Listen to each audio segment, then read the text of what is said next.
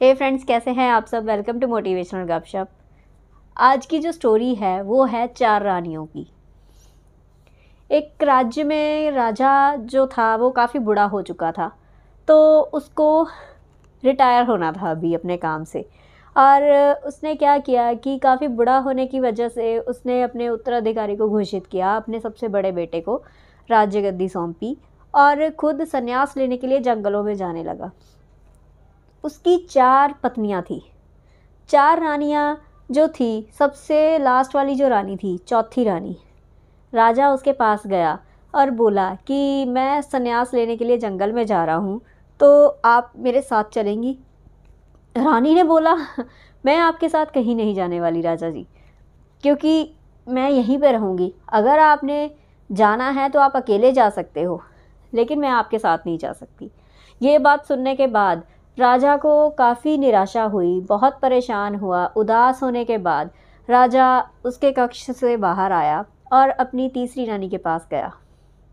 तीसरी रानी के पास जब गया तब राजा ने उस रानी को बोला कि आप मेरे साथ जंगलों में संन्यास काटने के लिए चलोगे।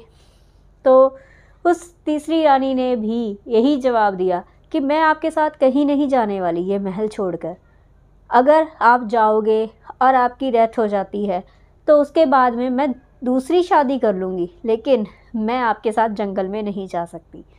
ये बात सुनने के बाद राजा को और भी ज़्यादा निराशा हुई।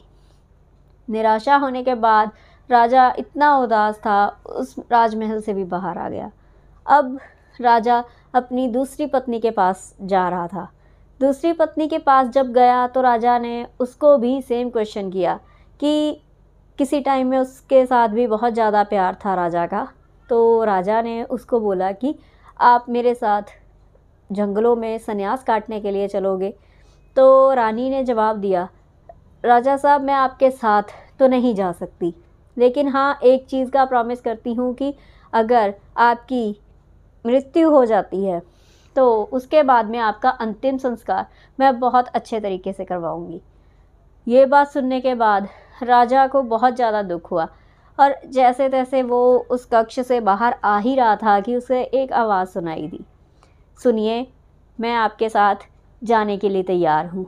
जिस हालत में रखोगे उस हालत में रहने के लिए, जैसे रखोगे वैसे रहने के लिए। ये बात सुनने के बाद राजा ने चौंक कर इधर उधर देखा। जब देखा तो उसके सामने एक औरत खड़ी थी। वो औरत कोई और नहीं, राजा की सबसे पहली पत्नी थी। वो रानी जिसके साथ राजा ने सबसे पहले शादी की थी और उसके बाद में उसको ध्यान भी नहीं दिया था उसके ऊपर। वो रानी ने कोई हार वगैरह नहीं डाला था, कोई उसने गहने वगैरह नहीं डाले थे। सिंपल, वो भी काफ़ी बुज़ुर्ग हो चुकी थी और राजा के साथ जैसे भी राजा रखता वैसे रहने के लिए वह तैयार थी। राजा को अंदर ही अंदर बहुत दुख हुआ और कहीं ना कहीं उसको अंदर से ये मालूम था कि सभी रानियां सिर्फ मेरे पैसे के पीछे मेरे साथ है या अपने स्वार्थ की वजह से मेरे साथ है, लेकिन जो पहली रानी है वो मेरा साथ देगी। जैसे भी हालत में मैं हूँ वो वैसे ही हालत में मेरे साथ रहने के लिए रेडी हो जाएगी। ये बात सुनने के बाद राजा को काफ़ी खुशी भी हुई, लेकिन अंदर से काफ़ी दुख भी हुआ कि उसने अपना पूरा समय अपनी रानियों को दिया, लेकिन अंतिम टाइम पर किसी ने भी उसकी सपोर्ट नहीं की। गाइज़, ये जो स्टोरी है ये किसी 4 रानियों के बारे में नहीं है, ये आपके, हमारे, हम सभी की लाइफ के बारे में है। वो 4 रानियाँ कोई और नहीं, चौथी रानी जो है वो है हमारा शरीर। फिज़िकली हम कैसे दिख रहे हैं, हम लंबे हैं, हम खूबसूरत हैं, हमारी पर्सनैलिटी कैसी है, हम कौन से कपड़ों में अच्छे लगेंगे, हमारे शूज़ कैसे हैं, हम कैसे रह रहे हैं, कौन से कपड़े डाल रहे हैं, ये सब कुछ हमारी पर्सनैलिटी को उभारता है। तीसरी रानी मनी, हमें मकान चाहिए, महंगे फ़ोन चाहिए, लैपटॉप चाहिए, कीमती गाड़ियाँ चाहिए, ये सब कुछ जिसके पीछे हम भागते रहते हैं। दूसरी रानी हमारी फैमिली, जिसके लिए हम बहुत कुछ करते हैं, लेकिन जैसे कि आपको याद हो, मैंने आपको स्टोरी में बोला था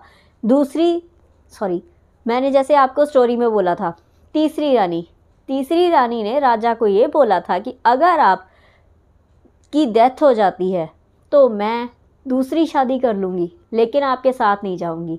पैसा आज हमारा है, कल को हम दुनिया छोड़ भी जाएंगे तो ये हमारे साथ नहीं रहने वाली।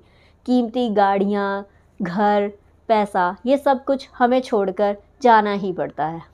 दूसरी रानी जो थी हमारी फैमिली, मैंने आपको स्टोरी में बोला था कि दूसरी रानी ने ये बोला था कि अगर आप संन्यास लेने जा रहे हो तो ठीक है, आप जाइए, मैं आपके साथ तो नहीं जा सकती, लेकिन आपको एक प्रॉमिस करती हूँ कि आपका अंतिम संस्कार मैं बहुत अच्छे तरीके से करूँगी। जी हाँ, हमारी फैमिली हमारे साथ, अगर हमारी डेथ होती है तो हमारे साथ हमारी फैमिली नहीं जाती, लेकिन वो हमारे साथ तब तक होती है जब तक हमारा अंतिम संस्कार नहीं हो जाता है।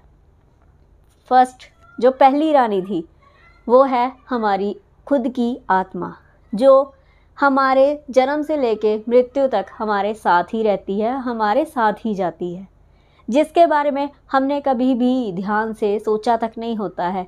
ना तो हमारे पास इतना टाइम होता है कि हम अपनी सोल को ध्यान दें, उसको सुने। जब हमें कोई डिफ़िकल्ट डिसीजन लेना होता है तब हम अपने अंदर की आवाज़ सुनते हैं, वो हमारी आत्मा की आवाज़ होती है कि क्या करना चाहिए, क्या सही है, क्या गलत है। जी हाँ फ्रेंड्स, ये जो स्टोरी है ये हमारे आज के ऊपर निर्भर है कि हम छोटी छोटी चीज़ों के पीछे बहुत भागते हैं, लेकिन अपने अंदर की शांति, जो हमारा अंदर का मोटिवेशन है, वो हमारे अंदर से आता है। बातें चाहे जितनी मर्जी सुन ले, लेकिन जब तक हमारे अंदर से आवाज़ नहीं आती तब तक हमें सेटिस्फेक्शन नहीं होती है। सो अपने आप को टाइम दीजिए, अपने आप में ध्यान दीजिए। फ़िज़िकल एक्टिविटी भी ज़रूरी है, मनी भी ज़रूरी है, फैमिली भी ज़रूरी है। इनके साथ साथ अपने आप पर ध्यान देना भी बहुत ज़रूरी है। हमारी खुद की नीड क्या है, हमें कौन सी चीज़ अच्छी लगती है, हम अपने आप को कितना टाइम दे रहे हैं। मेडिटेशन कीजिए, खुश रहिए, आबाद रहिए। Thank you.